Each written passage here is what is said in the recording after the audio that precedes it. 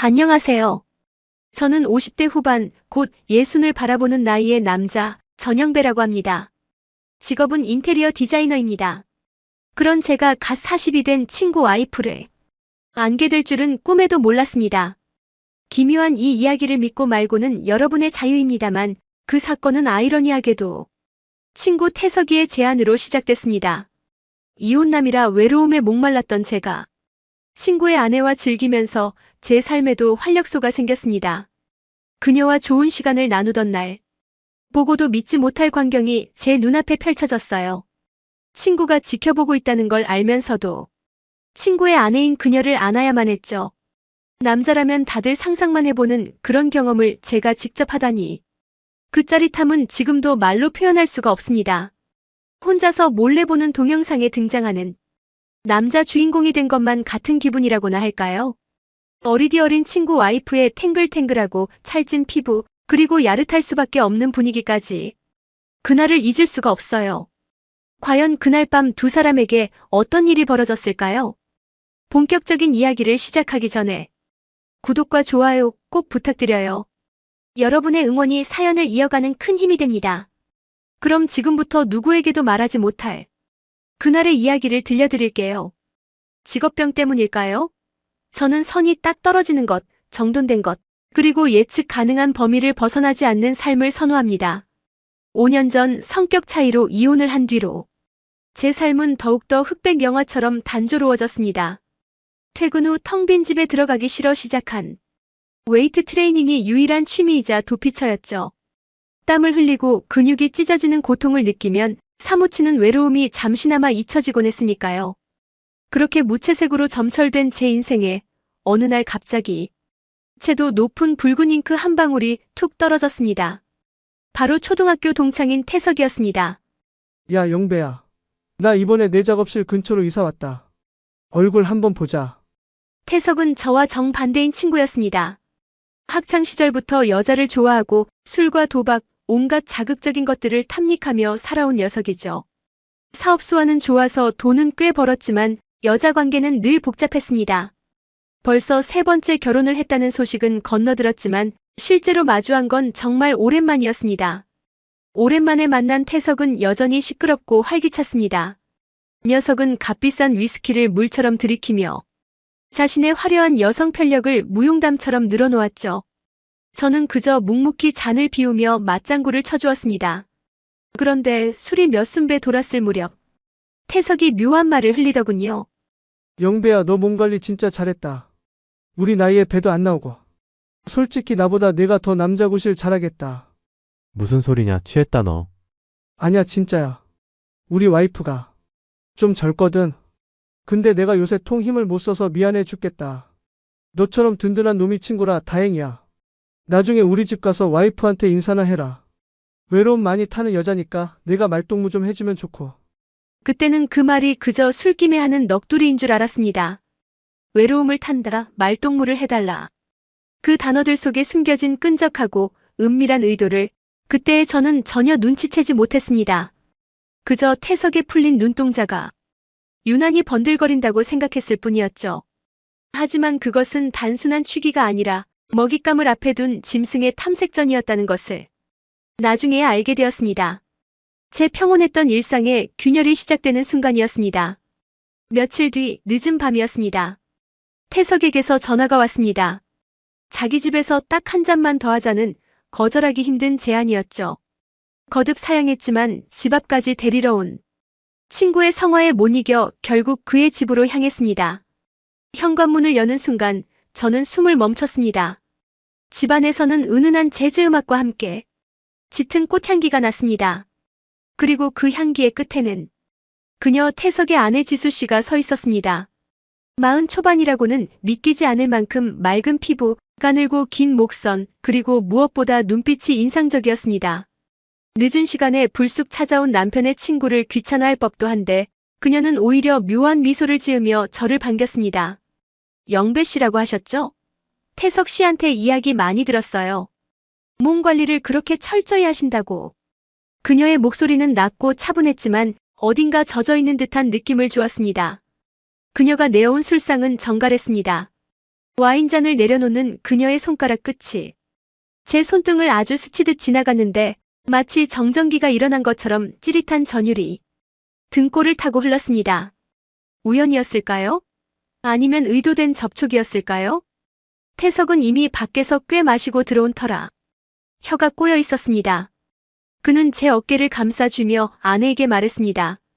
여보, 이 친구 봐라. 내가 말했지? 운동만 하는 독종이라고. 몸이 아주 돌덩이 같아. 태석은 제 팔뚝과 허벅지를 툭툭 치며 과시하듯 자기 아내에게 저를 보여주었습니다. 마치 시장에 내놓은 물건을 자랑하듯이 말이죠. 그때 지수 씨의 시선이 제 몸을 훑어내리는 것이 느껴졌습니다. 노골적이지 않으면서도 집요한 시선. 옷 위를 더듬는 듯한 그 시선에 저는 왠지 모를 갈증을 느꼈습니다. 분위기는 기묘했습니다. 남편은 친구를 칭찬하고 아내는 그 친구를 관찰하고 저는 그 사이에서 알 수 없는 긴장감에 마른 침을 삼키는 상황. 이 집의 공기는 바깥 세상과는 다르게 흐르고 있었습니다. 밀도가 높고 끈적하며 숨을 쉴 때마다 폐 깊숙이 누군가의 욕망이 들어차는 기분이었죠. 그때까지만 해도 저는 이것이 단순한 호기심인지 아니면 금기를 넘고 싶은 본능인지 구분할 수 없었습니다. 하지만 확실한 건 제가 이 위험한 분위기를 즐기기 시작했다는 사실이었습니다. 시간은 자정을 훌쩍 넘겼습니다. 태석은 연신 한 잔 더. 그를 외치더니 급기야 소파에 비스듬히 기대어 꾸벅꾸벅 졸기 시작했습니다. 거실에는 저와 지수 씨 그리고 규칙적으로 들리는 태석의 콧꼬리 소리만 남게 되었죠. 저는 자리에서 일어나야 할 타이밍이라고 생각했습니다. 태석이가 많이 취한 것 같네요. 이만 가보겠습니다. 벌써요? 아직 이 와인 반도 안 비웠는데. 지수 씨가 와인 잔을 들어올리며 저를 올려다보았습니다. 조명 탓이었을까요? 와인의 붉은 빛이 그녀의 입술에 맺혀 더욱 붉게 보였습니다. 그냥 가면 저 혼자 남은 술 마시기 너무 처량하잖아요. 태석 씨, 한번 잠들면 아침까지 안 깨요. 조금만 더 이야기 나누다 가세요. 그녀의 목소리는 낮고 차분했지만 거부할 수 없는 힘이 있었습니다. 저는 홀린 듯 다시 자리에 앉았습니다. 잠든 남편을 바로 옆에 두고 낯선 남자와 아내가 술잔을 기울이는 상황. 상식적으로는 말이 안 되는 그림이었지만 이상하게도 죄책감보다는 짜릿함이 먼저 고개를 들었습니다. 대화는 자연스럽게 서로에 대한 이야기로 흘러갔습니다. 그녀는 태석과의 결혼 생활에 대해 털어놓았습니다. 겉으로는 화려해 보이지만 정서적으로는 메말라 있다는 이야기들. 태석 씨는 참 좋은 사람인데 저를 너무 외롭게 해요. 제가 원하는 건 비싼 가방이나 보석이 아니거든요. 그냥 따뜻한 온기 같은 거요. 그녀가 온기라고 말하며 자신의 팔을 쓸어내릴 때 저는 저도 모르게 침을 꿀꺽 삼켰습니다. 테이블 아래 그녀의 발이 제 발끝을 톡 건드렸습니다. 실수였을까요? 제가 움찔하며 발을 뒤로 빼자 그녀는 살짝 웃음을 터뜨렸습니다. 소리내어 웃는 게 아니라 입꼬리만 살짝 올리며 눈으로 웃는 그 표정. 그것은 명백한 신호였습니다. 나는 당신을 원해요. 그리고 이 상황을 알고 있어요. 잠든 태석의 숨소리가 배경음악처럼 깔리는 가운데 우리 사이의 거리는 점점 좁혀졌습니다. 물리적인 거리가 아니라 감각적인 거리가 말이죠. 그녀의 숨결이 닿을 만큼 가까운 거리에서 저는 그녀가 뿜어내는 매력에 질식할 것만 같았습니다. 이것이 함정이라는 것을 알면서도 발을 뺄 수 없는 늪에 빠진 기분이었습니다. 그날 밤은 다행히도 별다른 사고 없이 끝났습니다. 하지만 그날 이후 제 머릿속은 온통 지수 씨 생각뿐이었습니다. 운동을 하다가도 벤치프레스 바를 들어올릴 때 그녀의 하얀 목선이 떠올랐고 샤워기 물줄기를 맞을 때도 그녀의 향기가 코끝을 스치는 것 같았죠. 태석은 그 후로도 뻔질나게 저를 집으로 불렀습니다. 야, 우리 와이프가 내 얘기만 하더라. 너 덕분에 요즘 내가 좀 편해. 라며 너스레를 떨었죠. 저는 그 말이 무슨 뜻인지 짐작하면서도 모른 척 그 초대에 응했습니다. 세 번째 방문이었을 겁니다. 태석이 잠시 통화를 하러 테라스로 나간 사이 지수 씨가 주방에서 과일을 깎고 있었습니다. 저는 물을 마시러 갔다가 그녀의 뒤에 서게 되었죠.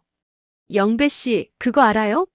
남자는 등 근육을 보면 그 사람이 어떻게 살아왔는지 알 수 있대요. 그녀가 뒤도 돌아보지 않고 말했습니다.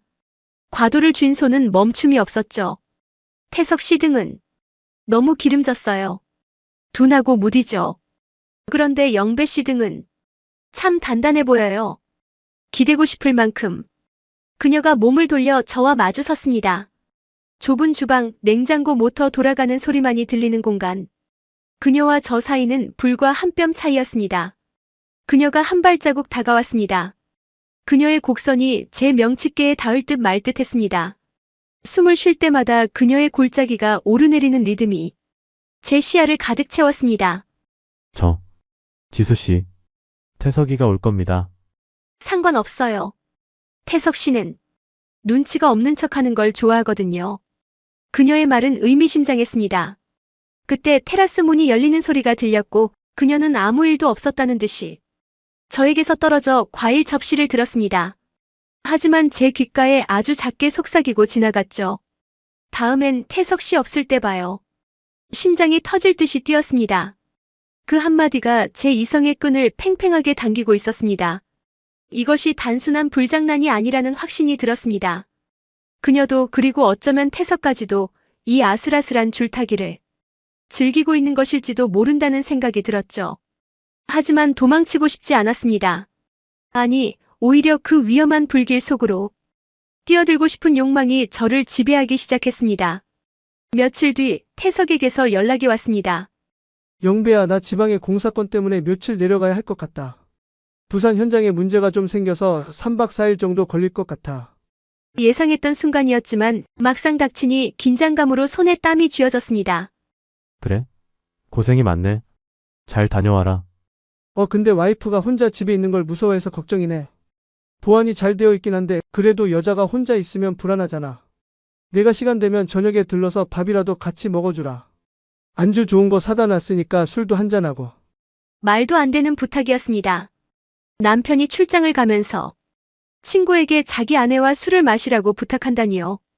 하지만 태석의 목소리는 너무나 평온했고 심지어 들떠있는 것처럼 느껴졌습니다. 저는 이것이 그들이 준비한 완벽한 무대라는 것을 직감했습니다. 전화를 끊고 얼마 지나지 않아 지수 씨에게서 메시지가 도착했습니다. 오늘 저녁 8시. 기다릴게요. 문은 열어둘게요. 짧은 문장이었지만 그 파괴력은 엄청났습니다. 문은 열어둘게요. 이 말은 단순히 현관문을 열어두겠다는 뜻이 아니었습니다. 자신의 모든 경계를 허물고 저를 받아들이겠다는 선언이나 다름없었죠. 퇴근 시간까지 일이 손에 잡히지 않았습니다. 시계를 볼 때마다 심박수가 올라갔습니다. 운동으로 다져진 제 몸이 오늘은 다른 일을 위해 달궈지고 있는 느낌이었습니다. 저는 평소보다 더 꼼꼼하게 샤워를 하고 가장 좋아하는 향수를 뿌렸습니다. 거울 속에 비친 제 얼굴은 긴장감과 기대감으로 묘하게 상기되어 있었습니다. 친구의 아내, 그리고 친구가 비운 집. 도덕과 윤리라는 잣대는 이미 저만치 밀려나 있었습니다. 그저 본능만이 날카롭게 번뜩이고 있었죠. 저는 차를 몰고 그들의 집으로 향했습니다. 어둠이 내려앉은 도시는 마치 저의 비밀스러운 외출을 숨겨주는 것 같았습니다. 약속된 시간 8시 정각. 태석의 집 앞에 도착했습니다. 현관문은 그녀의 말대로 살짝 틈이 벌어져 있었습니다. 마치 판도라의 상자처럼 열어서는 안 되지만 열지 않고는 배길 수 없는 유혹. 저는 조심스럽게 문을 밀고 들어갔습니다. 집안은 어두웠습니다. 거실 스탠드 조명 하나만이 은은하게 켜져 있어 실내는 온통 주황빛 그림자로 가득 차 있었습니다. 너무나 고요해서 제 숨소리가 소음처럼 느껴질 정도였습니다. 지수 씨, 나지막하게 이름을 부르자 욕실 쪽에서 물소리가 멈추는 소리가 들렸습니다. 잠시 후 욕실 문이 열리고 물기를 머금은 그녀가 걸어 나왔습니다. 얇은 실크 가운 하나만 걸친 채였습니다. 젖은 머리카락에서 떨어지는 물방울이 쇳골을 타고 가운 사이로 사라지는 모습은 시각적 충격을 넘어 현기증을 일으킬 정도였습니다. 오셨어요? 생각보다 일찍 왔네요. 그녀는 전혀 부끄러워하는 기색이 없었습니다. 오히려 당당하게 저에게 다가와 제 겉옷을 받아주었죠. 그녀에게서 가시슨 비누 냄새와 그녀 특유의 내음이 훅 끼쳐왔습니다. 이성은 나가야 해라고 외치고 있었지만 제 몸은 이미 소파에 뿌리를 내린 듯 움직이지 않았습니다. 테이블 위에는 이미 독한 위스키와 얼음이 준비되어 있었습니다. 그녀는 제 옆에 바짝 붙어 앉아 술을 따랐습니다. 태석 씨한테 연락받았죠? 저 잘 부탁한다고요. 그런데 이렇게 늦은 시간에 이런 차림으로 있는 건 왜요? 싫으세요? 태석 씨는 이런 거 좋아하는데. 친구끼리는 취향도 비슷하지 않나요? 그녀가 도발적으로 물었습니다. 그녀의 손이 제 허벅지 위에 올려졌습니다. 얇은 가운 아래로 그녀의 체온이 고스란히 전해졌습니다. 이제 더 이상 돌이킬 수 없는 지점에 와 있다는 것을 깨달았습니다. 그녀의 눈동자 속에 비친 저는 이미 욕망에 빠진 짐승의 모습이었습니다. 그녀가 제 넥타이를 천천히 풀기 시작했습니다. 저는 그녀의 손길을 거부하지 않았습니다. 아니, 거부할 수 없었습니다. 입술이 닿기 직전 그녀가 묘한 웃음을 지으며 휴대전화를 꺼냈습니다. 그리고 어딘가로 전화를 걸었습니다. 여보, 영배 씨 왔어. 당신이 시킨 대로 아주 잘해주고 있어. 스피커폰 너머로 태석의 목소리가 들려왔습니다. 그래? 하하. 그 녀석 겉으로는 점잖은 척하더니 빨리 시작해. 나 지금 보고 싶어서 미치게 했으니까. 순간 머리를 둔기로 맞은 듯한 충격을 받았습니다. 태석은 단순히 자리를 비켜준 게 아니었습니다. 그는 이 상황을 알고 있었고 조장했고 심지어 지금 이 순간을 즐기고 있었습니다. 아마 집 안 어딘가에 카메라가 있거나 최소한 실시간으로 소리를 듣고 있는 것이 분명했습니다. 들었죠? 태석 씨가 허락했어요. 아니, 부탁한 거죠. 지수 씨가 전화기를 테이블에 내려놓으며 제게 속삭였습니다. 충격과 배신감, 그리고 야릇한 기분이 동시에 밀려왔습니다. 40년 지기 친구가 자신의 아내를 나에게 내어주며 즐거워한다? 이것은 제가 알고 있던 세상의 상식을 완전히 파괴하는 일이었습니다. 하지만 그 파괴된 도덕의 틈새에서 억눌려 있던 외로움과 갈증이 폭발했습니다. 더 이상 망설일 이유가 없었습니다. 남편이 허락한 사랑, 관객이 있는 연애, 그 기이한 상황이 주는 느낌은 저를 미치게 만들었습니다. 저는 그녀를 강하게 끌어안았습니다. 그녀 역시 기다렸다는 듯이 제게 매달렸습니다. 우리는 약속한 듯이 서로를 탐하기 시작했습니다. 사랑이라기보다는 서로를 통해 각자의 결핍을 채우려는 발버둥에 가까웠습니다. 밤새도록 이어진 그 시간 동안 전화기 너머로는 가끔 태석의 거친 숨소리와 웃음소리가 들려왔습니다. 그것은 마치 우리를 응원하는 관중의 함성처럼 연애를 더욱 격해지게 만드는 촉매제가 되었습니다. 다음 날 아침 저는 낯선 천장을 보며 눈을 떴습니다. 옆에는 지수 씨가 곤히 잠들어 있었습니다. 어젯밤의 일들이 필름처럼 스쳐 지나갔습니다. 후회가 밀려올 줄 알았는데 의외로 제 마음은 차분했습니다. 오히려 오랫동안 저를 짓누르던 고독감이 사라지고 기묘한 흡족함이 그 자리를 채우고 있었죠. 출근을 해서도 일이 손에 잡히지 않았습니다. 태석에게서 메시지가 왔습니다. 고맙다 친구야. 덕분에 어제 나도 최고였어. 오늘 저녁에도 부탁한다. 저는 헛웃음이 나왔습니다. 이 미친 부부의 놀이판에 제가 완벽하게 말려든 것입니다. 하지만 저는 그 메시지를 지우지 않았습니다. 오히려 퇴근 시간이 기다려졌습니다. 그 후로 태석이 출장을 가는 날이면 저는 어김없이 그들의 집으로 향했습니다. 때로는 태석이 집에 있을 때도 방문을 살짝 열어둔 채 지수 씨와 사랑을 나누기도 했습니다. 태석은 문 밖에서 그 소리를 들으며 즐거워했죠. 처음에는 이해할 수 없었던 그들의 취향이 이제는 저에게도 없어서는 안 될 존재가 되었습니다. 우리는 기묘한 공범이 되었습니다.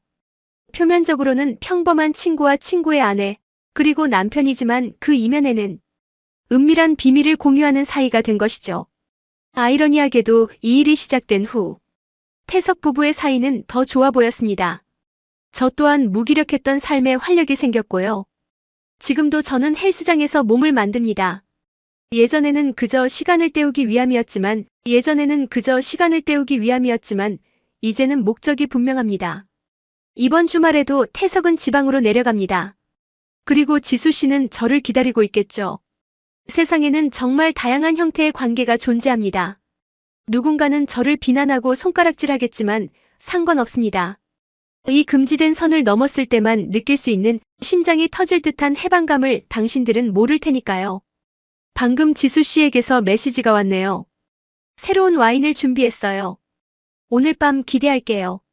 저는 지금 그 어느 때보다 행복합니다. 사연 좋아하는 사연 아줌마예요. 이 이야기를 끝까지 함께 해주셔서 감사드려요. 오늘의 이야기가 마음에 닿았다면 구독과 좋아요 함께 해주세요. 심금을 울리는 사연으로 함께 가는 노후 모두에게 벗이 되고 싶답니다.